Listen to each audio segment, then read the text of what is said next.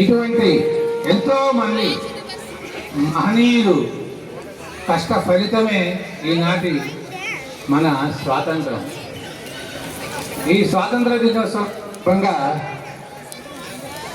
మన cultural committee వాళ్ళు మొన్న India and independence day quiz competition కూడా నిర్వహించడం జరిగింది. ఆ క్విజ్ కాంపిటీషన్లో జనగణ మన ఎవరు రాశారు, మన జాతీయ జెండాని ఎవరు రూపకల్పన చేశారు, ఇలాంటి ఎన్నో ప్రశ్నల్ని అడగటం జరిగింది. ఇవాళ పిల్లల్లో ఆ నాలెడ్జ్ చాలా కొరవడిందని నేను భావిస్తున్నాను. తల్లిదండ్రులు, స్కూల్లో మాస్టర్లు వీళ్ళంతా కూడా ఆ లైన్లో వాళ్ళకి మీరు పిల్లల్ని ఎలా మోల్డ్ చేస్తారో వాళ్ళు అలాగే తయారవుతారు.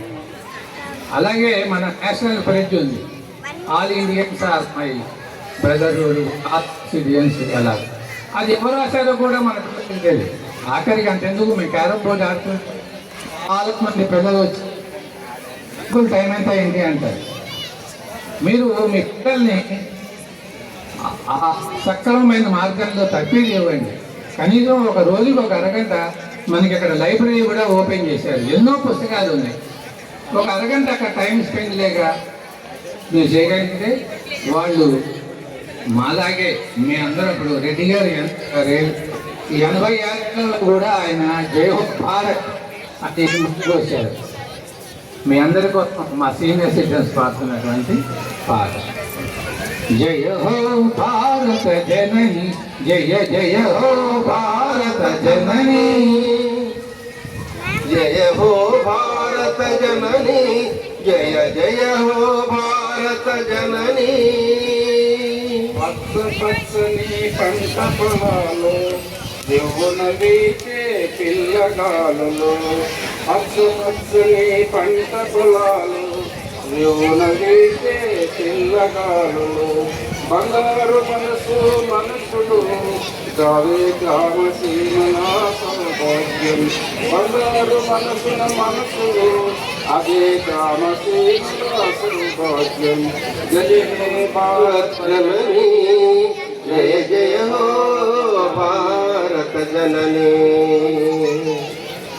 గంగా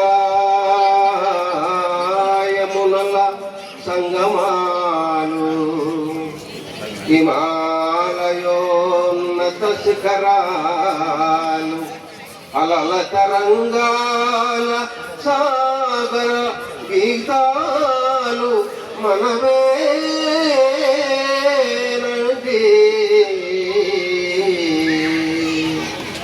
జయ హో భారత జనని, జయ జయ హో భారత జనని. అంబర్ ప్యాలెస్ అందాలు, సోనామార్గ్ సుందర దృశ్యాలు, విజయనగర హంపి శిల్పాలు మనవేనండి, మనవేనండి. జయ హో భారత మాత, జయ జయ హో ప్రియ భారత జనని. Thank you.